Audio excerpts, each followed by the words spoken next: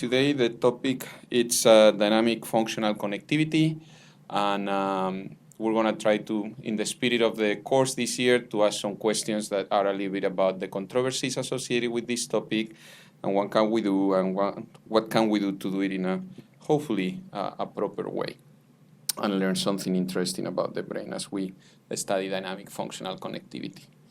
For those of you who don't know me, I'm Javier Gonzalez, and I'm in the section of functional imaging methods with Peter Bandettini. So we're going to focus basically in 4 questions. We're going to try to come with an answer to what is dynamic functional connectivity. It sounds like a very silly thing to put at the start of the talk, but the truth is there is no consensus about it, and different people talk of dynamic connectivity with quite different meanings. And that has consequences for how we do it, how we define null models, and things like that. Then we're going to talk a little bit about how we measure dynamic functional connectivity. That would be a topic for a whole course. So we're just going to, talk about a couple of methods, but the list of methods is endless, and new methods seems to be appearing every day.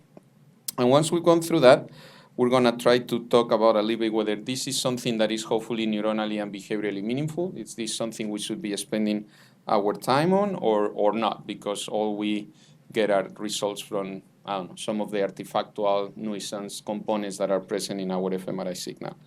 And after that, I'll just recapitulate a little bit what we've learned, some key observations that people have done, studying dynamic functional connectivity, and some conclusions. So, regarding what it is. So usually when you do a study on dynamic functional connectivity, it starts with some sort of parcellation of the brain. This is something people don't tend to do at the voxel-wise level. For each of those parcels, whether it's regions of interest or whether it's networks themselves, because they come from some sort of ICA analysis, you have time series, 1 per ROI. And when we talk about functional connectivity, what we tend to do is we compute the correlation between all of them, and we get a functional connectivity matrix. And this can be done at many different temporal scales. Usually when we talk about functional connectivity without the dynamic prefix, or when people talk about static, we're talking about doing this with full time series from a whole scan.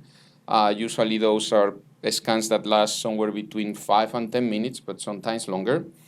And we get a single connectivity matrix, and then we can either compare them across people, we can compare them across different sessions from the same individual, we can do something in between these sessions to assess learning, and some people have even looked at effects of time of the day. And all that usually gets inside the concept of static connectivity, even though you can be looking at some dynamics just at a very long temporal scale.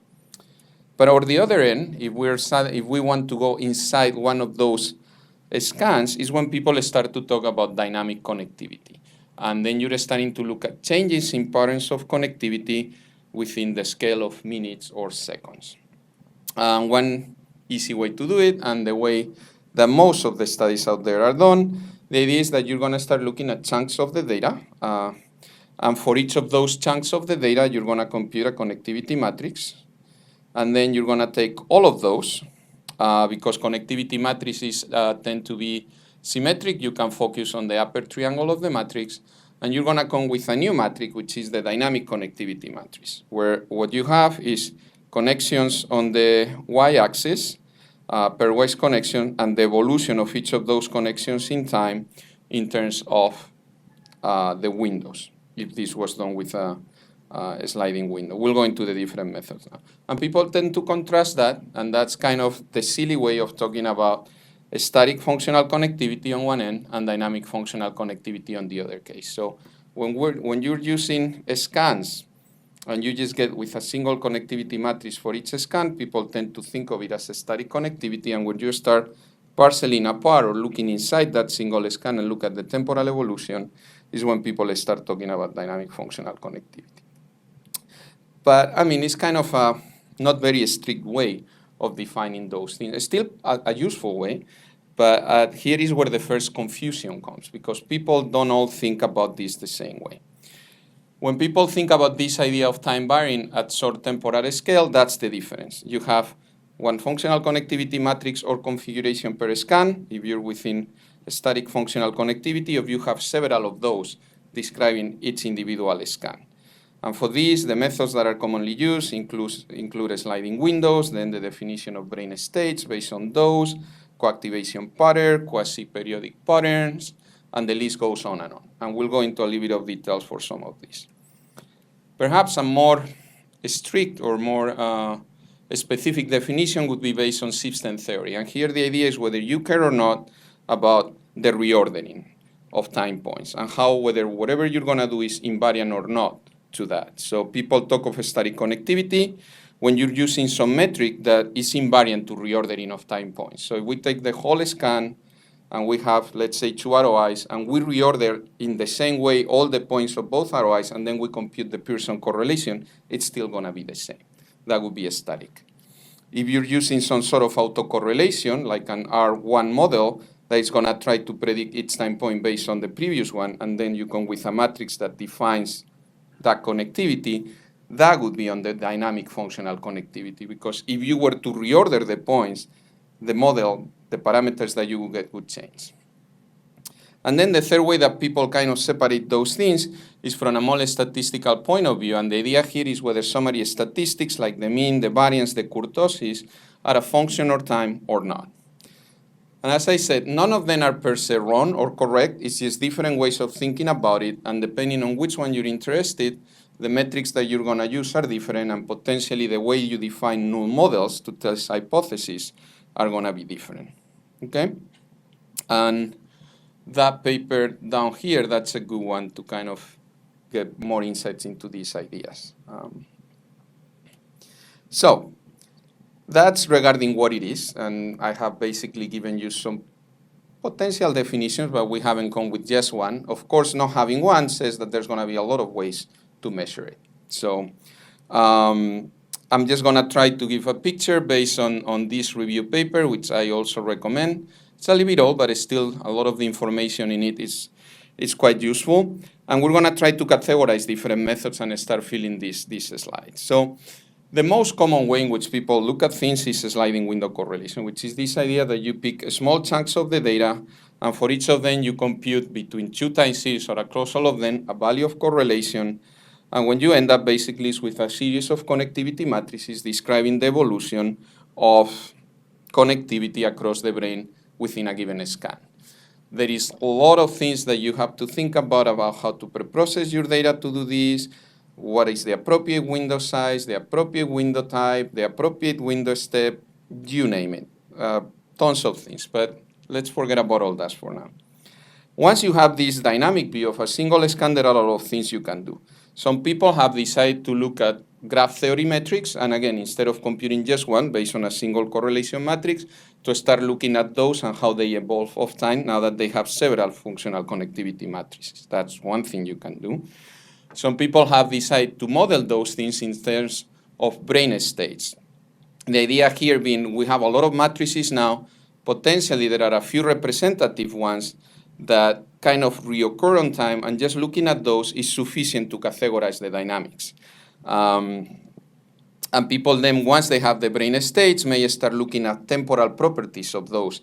Things like how often they occur, what are the typical trajectories, do you go from state 1 to 7, is that possible, dwell times, a lot of things that help us, again, try to compress the data. Because one thing I didn't say, but that makes dynamic connectivity kind of not harder than everything else, because everything with fMRI is kind of difficult, is this whole idea that before we started looking at dynamics, we have a way to compress what's big data. You know, you have a lot of voxels by a lot of time into potentially a single picture of a connectivity matrix. And now suddenly we're opening a new dimension. We're kind of expanding that. But at the end of the day, we need to compress it again into a few numbers that we can then use to take conclusions or to compare across populations or things like that.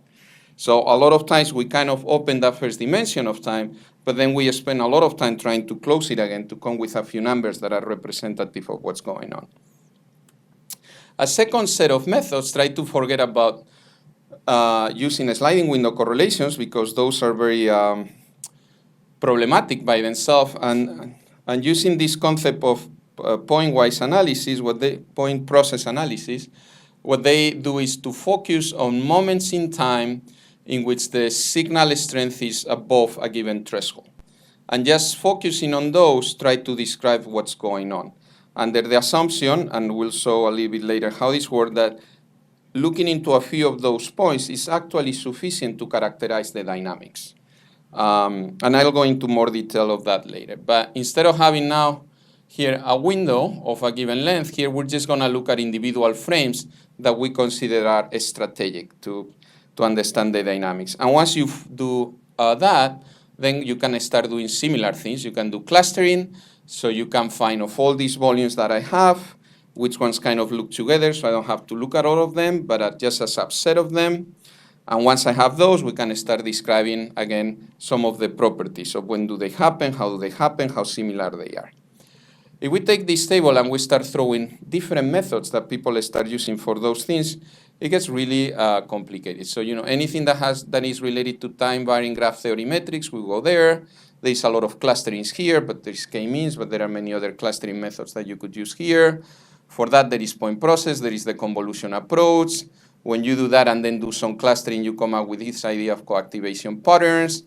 For the time modeling, people have looked at things like hidden Markov models, multi-layer networks.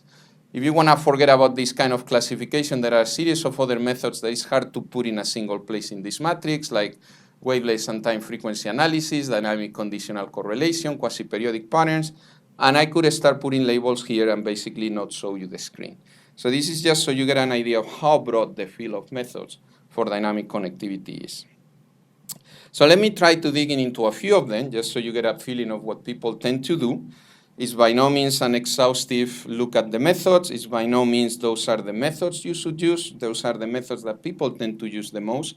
But please not take it like this is what you should be doing. I really don't have an answer for that. It really depends on the question, on the data, and how you wake up that morning. So one of the most common models that people use is this idea of functional connectivity state models.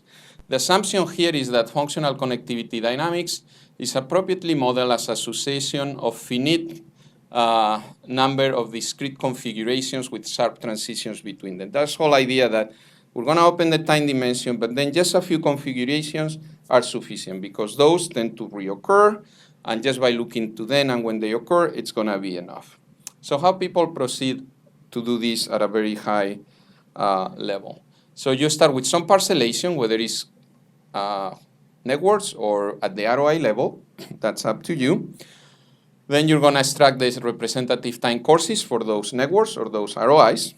Needless to say, you have done your preprocessing to the best of your abilities. Then you're going to start doing some sort of a sliding window correlation analysis in which you pick chunks of the data, and for each of them you come with a connectivity matrix across those networks or across those ROIs. Here, again, things are going to depend on your window length, your window step, your window, not size, it should be shape, a lot of things like that.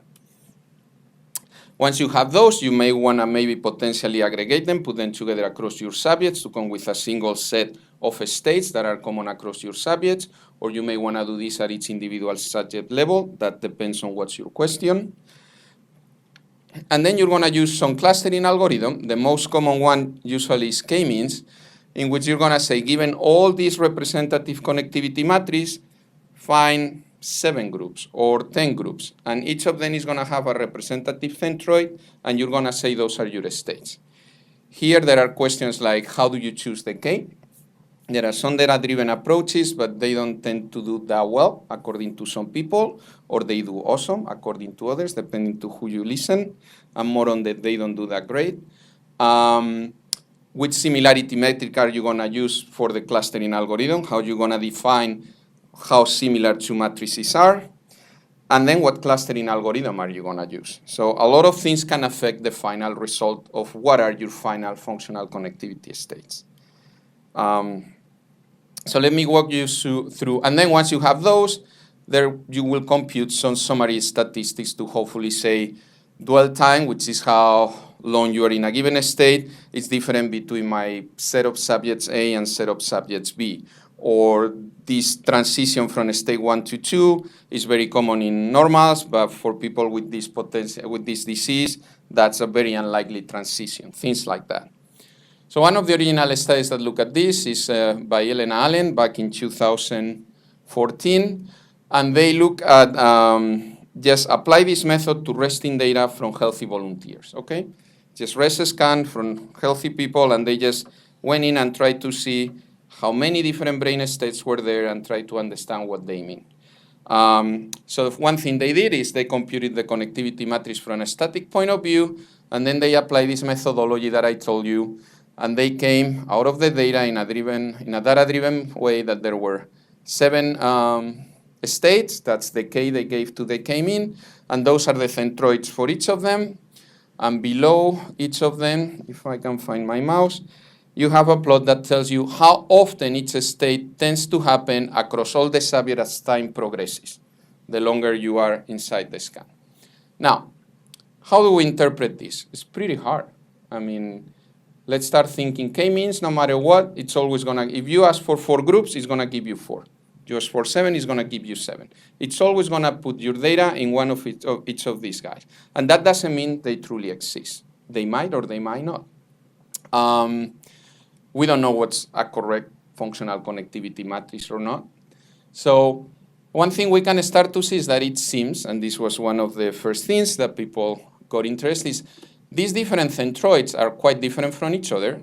And definitely there are some of these configurations that differ quite a lot from the static ones. So it seems there are strong deviations. I mean, that shouldn't just come out of the way that the analysis was done. So that's interesting. It seems there are truly, or potentially there is a lot of dynamics in there. Different states have this different profile of how often they occur, at times progresses. So, I mean, it's rest. God knows what they're doing. So it's hard to really put some interpretation to this. So the farther they could go was to focus on this state number 3, that they observed tends to happen more often the longer you look at the connectivity in the scan. I mean, the later you look at the connectivity in the scan, and they found that this potential state, this state, has some of the signature of drowsiness, meaning subcortical regions tend to be less correlated with sensory regions, and also there is a breakdown of the default mode network. And based on those, they said that potentially this state is related to subjects getting into a more drowsy state as the scan progresses. We all know that people tend to get sleepy after a few minutes of being in the scanner, and this seems to make sense, but it's really hard to validate beyond that. So nobody's saying this is wrong. All I'm saying is hard to interpret.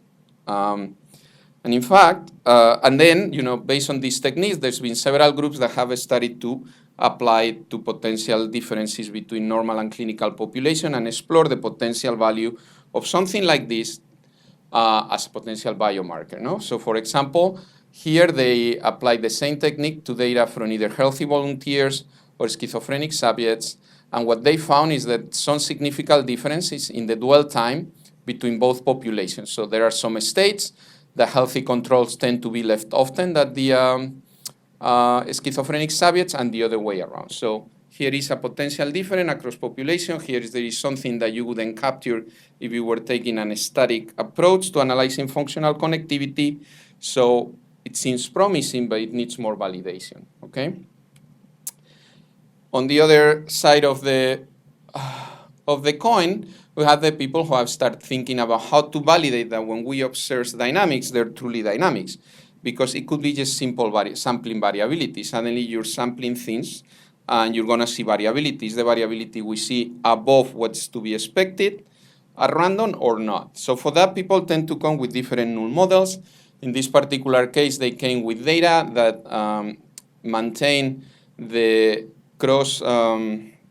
the variance structure across the different ROIs and maintain the spectral properties of the data, but was stationary in principle.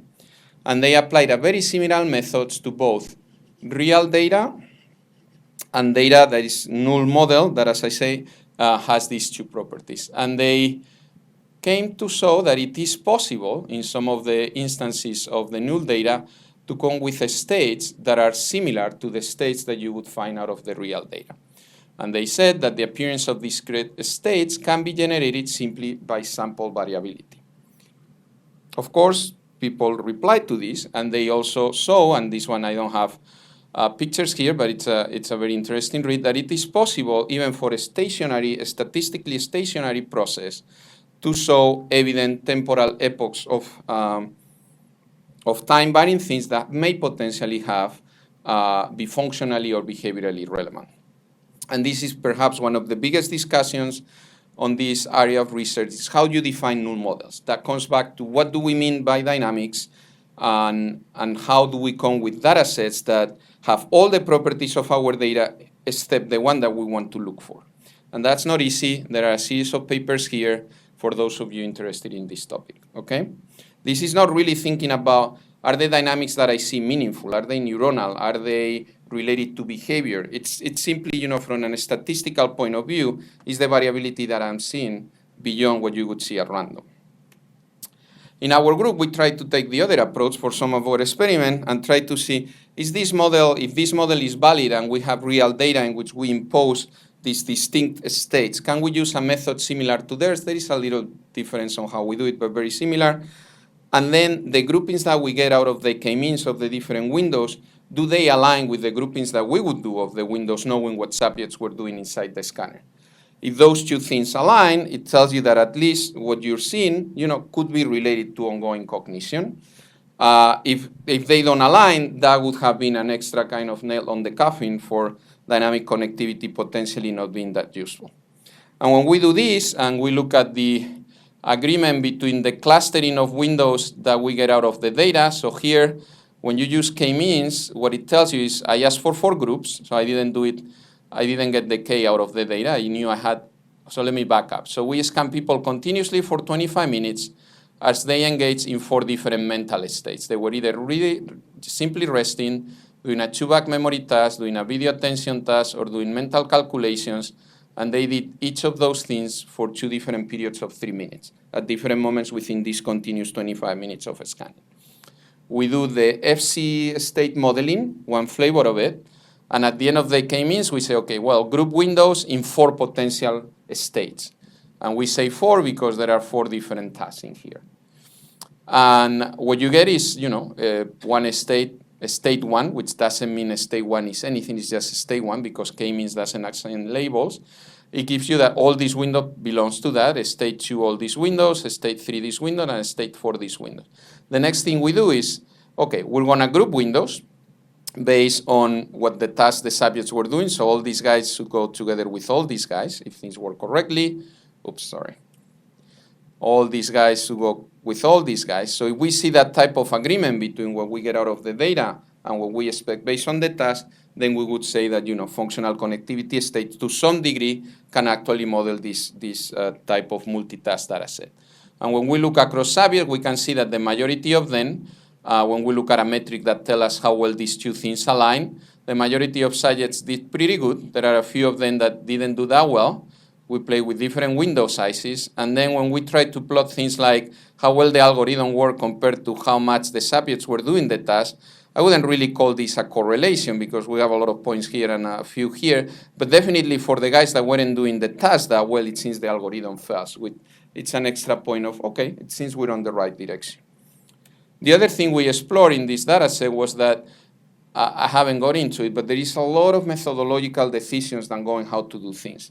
And what we saw here is that really those decisions matter. How much of a strong relationship you're going to find between dynamic connectivity, whether it's your FC states or whatever, and behavior is going to depend on your methodological decisions. Here we play with a few of them. Like it seems the more ROIs, the better. It kind of makes sense because maybe you have very few of them. Then you're really losing information. You're putting together into a single time series things that are different. The clustering algorithm matters, and preprocessing steps such as how you do your filtering also matters, okay?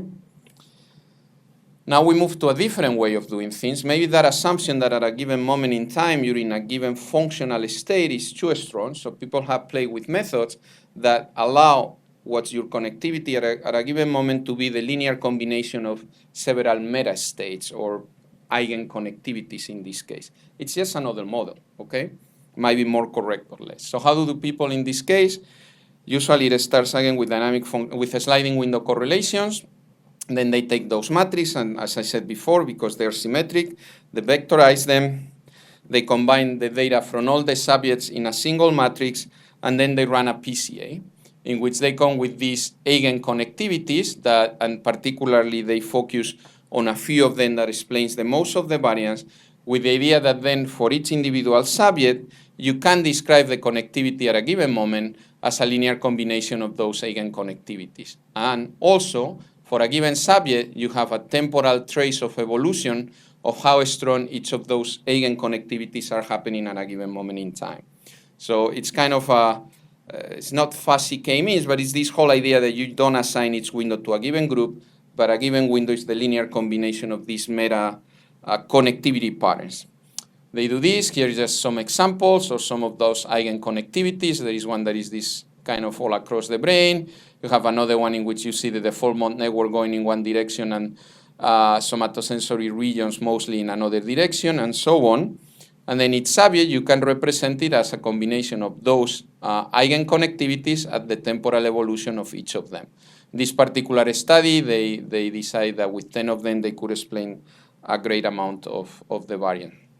And like in many studies, people tend to try to validate this somehow by showing that either it can show you meaningful differences across populations or across mental states. In this particular case, they applied the method to both healthy controls and relapse-remitting multiple sclerosis patients, and they found that there was a significant difference in the number of positive points here, meaning in the number of how often different eigenconnectivities were present in one population versus the other. Okay?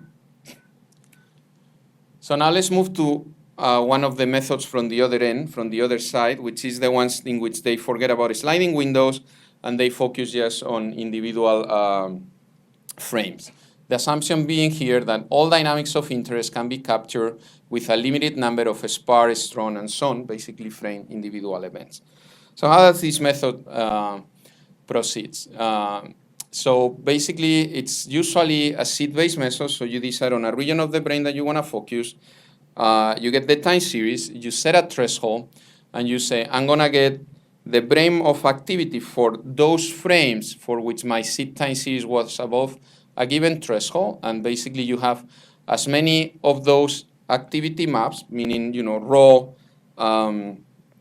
raw, maybe signal percent change, but frame-wise maps of activation across the whole brain.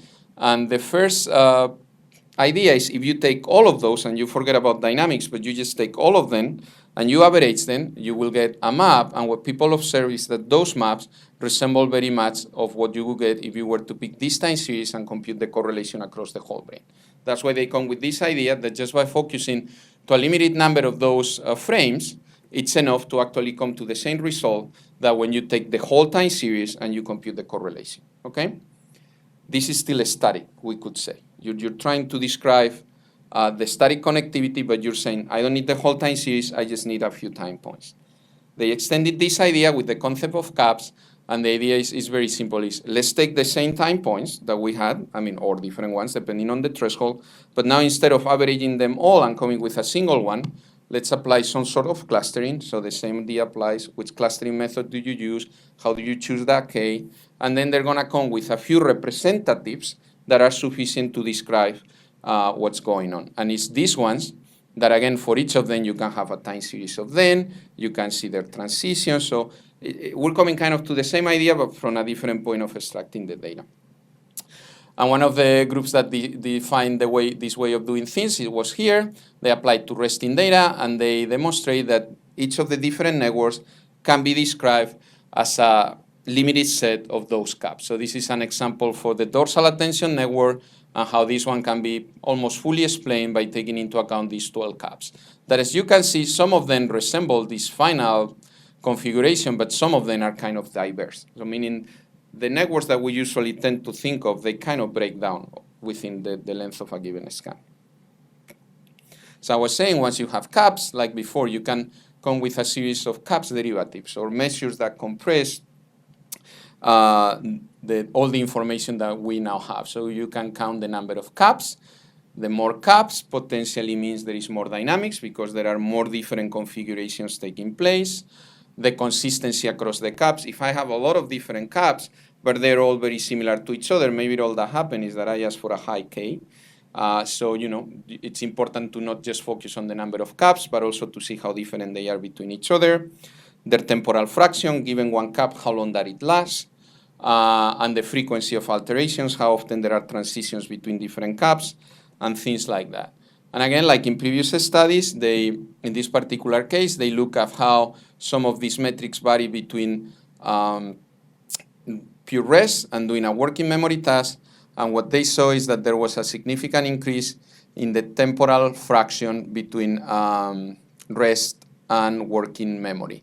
What that means is that it looks like when you're engaged with a task, and also some more data, the dynamics are less variable. They're more constrained. So being on a task state usually leads to having more constrained or less strong dynamics than when you're in pure rest. This is one example of how people came to that conclusion, and also later a few more.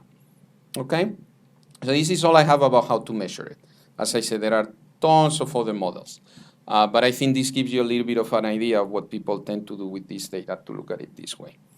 Now, is it meaningful? Should we all be here, and should I have spent a few years of my life looking at this? Well, I don't have an answer to that, but definitely there are some hints that tell us that this is something that potentially makes sense to look at, and that may potentially give in some new insights about the brain.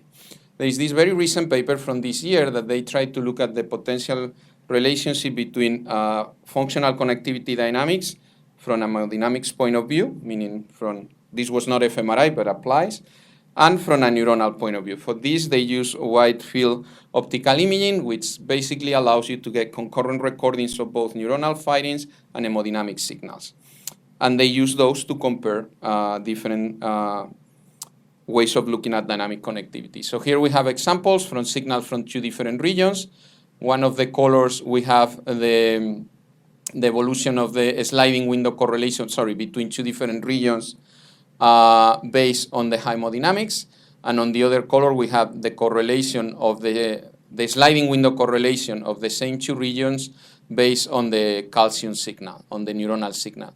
And we can see that they correlate quite a lot, so that's encouraging. They also look at different windows with the idea that, okay, not only this, but the whole pattern of correlation, it should be that the similarity between calcium and hemodynamics should be bigger for the same window than across windows. And here we have several examples, and we can see that these two guys look more like each other than these two guys, or these two guys, for one mouse and for a different mouse. And with this, they conclude that basically these results suggest that temporal variability in hemodynamic functional connectivity, as measured with a sliding window, arises from neuronal activity rather than from artifacts, because there is a whole other literature that says that when we look at dynamic functional connectivity, even though it might be real, but the majority of what we see is either driven by head motion, by fluctuations in awareness, or sleepiness. And what they claim is that not necessarily, okay? But still, those confounds are there, and it's always going to be important to try to tease these two apart. So here is something that means that this is potentially something interesting to look. The other way, like I showed you with our experiment, but other people have looked at this, is to try to see if there is some correlation or relationship between dynamics and behavior. No? One study that looked at this is this one in particular, who looked at, they got data while subjects were doing a visual attention task, which I believe they have dots on the screen that appear very rarely, and they had to push a different button depending on the color of the screen, so they had to be very attentive.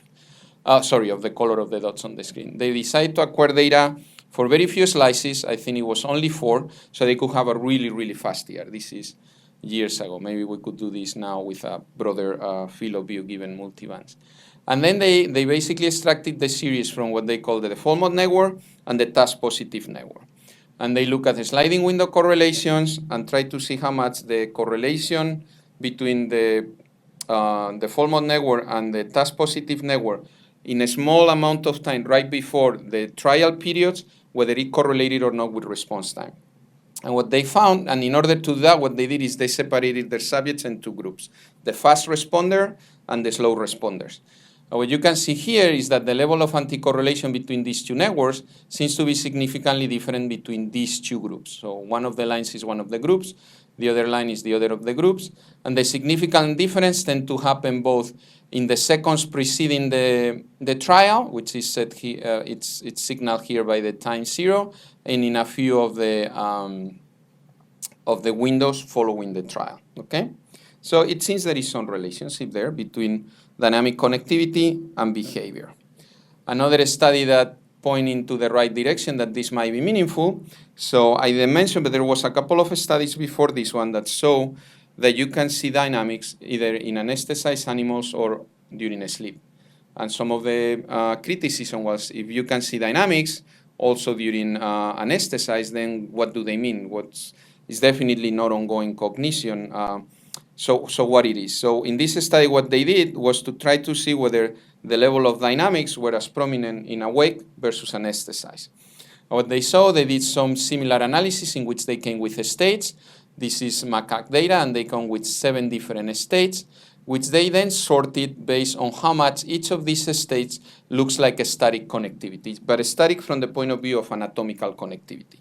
So they have 7 states. Some of them are very different from what anatomy would tell you, and some of them are very similar to how anatomy looks.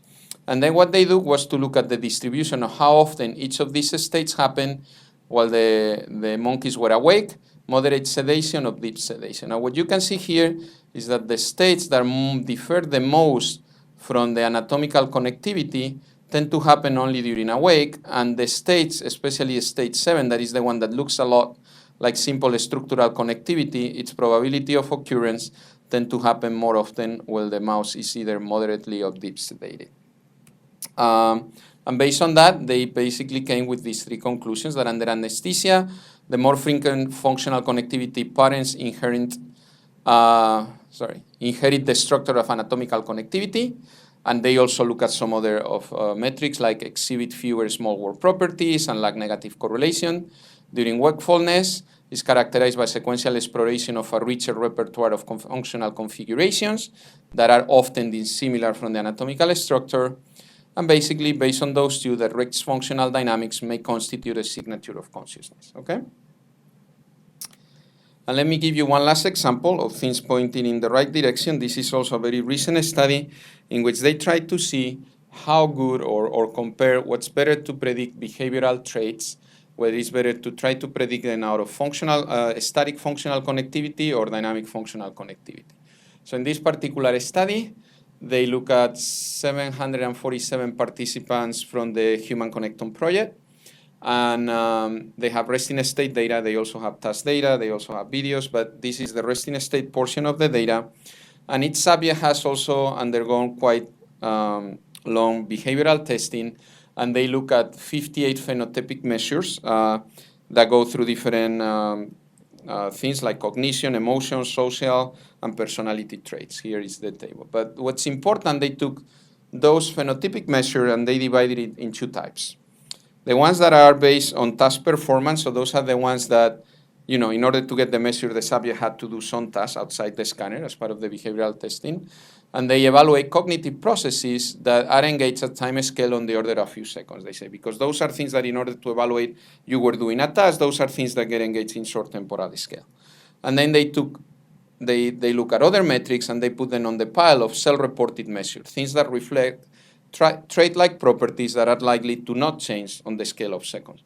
If you're grumpy, you tend to be a grumpy person for a long period of time. If you're a happy person, you tend to be a happy person in general. So those sort of things. And then what they did was to look on average across all of them first, which one, whether it was static connectivity or dynamic functional connectivity, was able to explain a larger amount of the variance in phenotypic traits across the population.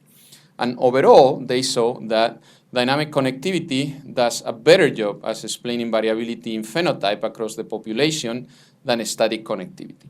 But when they started looking at the different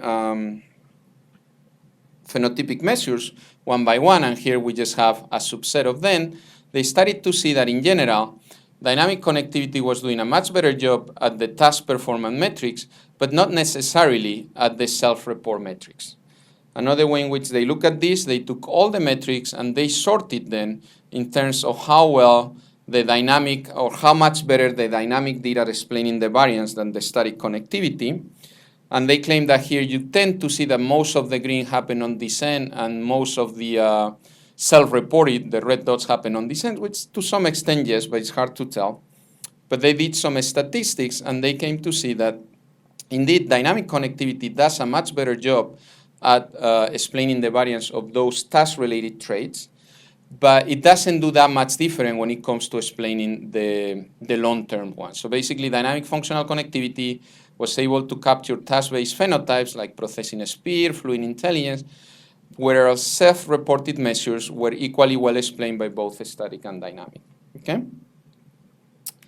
So let me add a few extra observations. So now that we've all come to understand what dynamic connectivity is, we've come to understand how to measure it, and we're convinced that it's useful. I'm just going to walk you, and I'm being a little sarcastic. Hopefully I've convinced a few of you.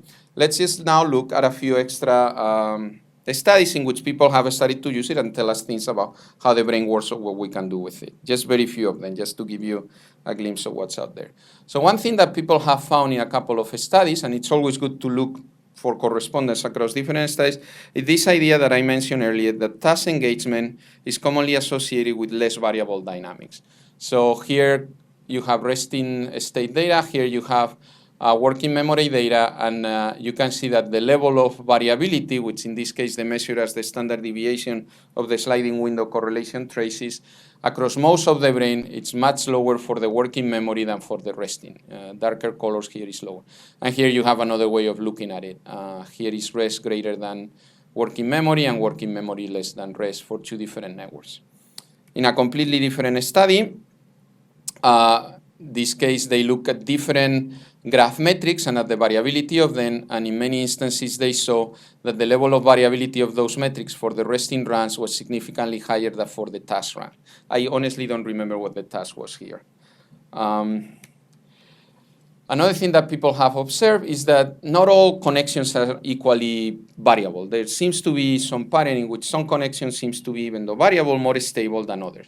In particular, this is also work from us. We saw that most stable connections tend to primarily correspond to symmetric interhemispheric connections, so right motor to left motor, right visual to left visual, and most of them to somatosensory regions. And again, it's nice to see some confirmation. This is a completely different study, I believe in macaque, in which they look at three different types of connections, either homotopic interhemispheric, which is the one that for us look like the most stable, interhemispheric heterotopic, so between different regions across both hemispheres, and then intrahemispheric. And the first thing they can show is that actually it's the homotopic ones that seems to be the most stable, but they follow up and did something else, and they look at the profile of variability as in the anterior-posterior direction within the corpus callosum or around it, and they compare it to the profile of axonal diameter, and they found some correspondence, which led them to believe that the temporal stability of homotopic connections might be facilitated by direct anatomical projections. Regarding the most variable ones, most variable connections tend to correspond primarily to internetwork interhemispheric connections involving frontoparietal regions, so higher order cognitive regions. Now, regarding the application to disease, the list is endless. So people have started to look, I saw before, to schizophrenia, to autism, to mild cognitive impairment, to Parkinson's disease, depression, it's endless. Does this mean it works? I don't know. It means that there is definitely a lot of interest. So it's time to come to the end. So hopefully there are a few things that we've learned. So we've learned that there is some evidence for a relationship between hemodynamic and neuronal dynamics. Of course, it needs further confirmation, but it starts to be some evidence of that. Dynamic functional connectivity has meaningful spatial patterns. We were just talking about how there is this difference between connections that are most stable, least stable. Dynamic functional connectivity seems to fade or to be less variable as consciousness levels decrease. Dynamic functional connectivity is clearly modulated by task execution, and actually we're able to predict either the nature of the task or the success of upcoming trials based on dynamic functional connectivity. And dynamic functional connectivity has clinical potential value. Definitely there is enough studies out there that are finding meaningful differences. That doesn't mean that they can tell you, look at the dynamic connectivity between these three regions and I can tell you whether you have A or B. That's a very different thing from just simply showing there is significant difference between two populations overall. So those are the positives. Now, regarding open question controversies, I mean, again, the list is endless. First, the ones that apply to functional connectivity in general. I mean, everything, all the questions you may have about what's the optimal way to preprocess the data, what type of parcellation we should use, those all apply also to dynamic. So everything, basically, almost everything that applies to static will apply here, and where there is no consensus for static, there is also no consensus for dynamic. On top of that, there is a series of specific steps and analysis that you do to do this, and that you need to do this as part of the preprocessing. And as far as I can tell, there is also not a consensus. There are a few things that people tell you should normally do.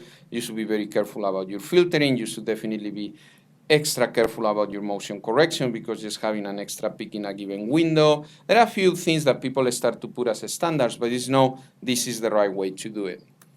As I said, there is not really a working definition of what dynamic functional connectivity is. And until we don't have that, it's hard to define what's the appropriate way to measure it, what appropriate null models, and maybe there is more than one, but we just all need to clearly say at the beginning of a paper, what are we working on when we say we're working on dynamic functional connectivity.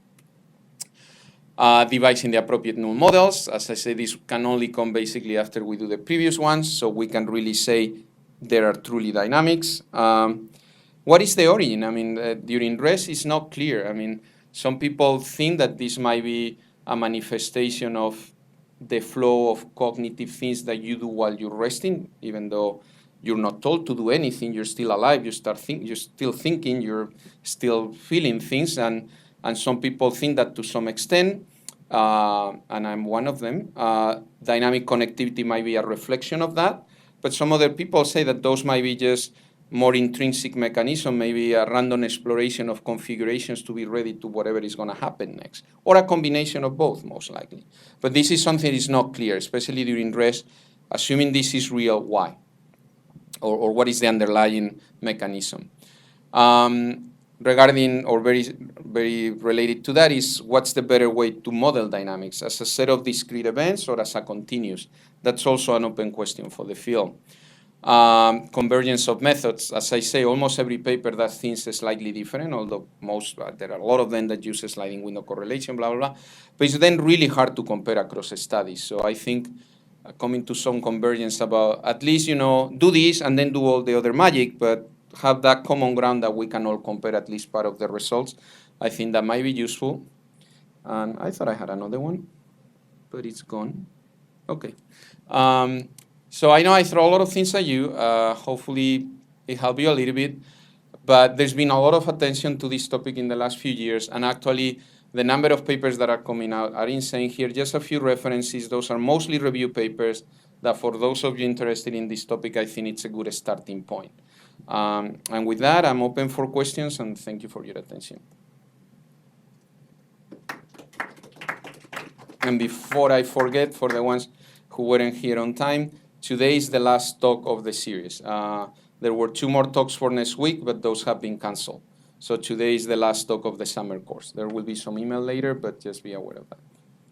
So questions, please.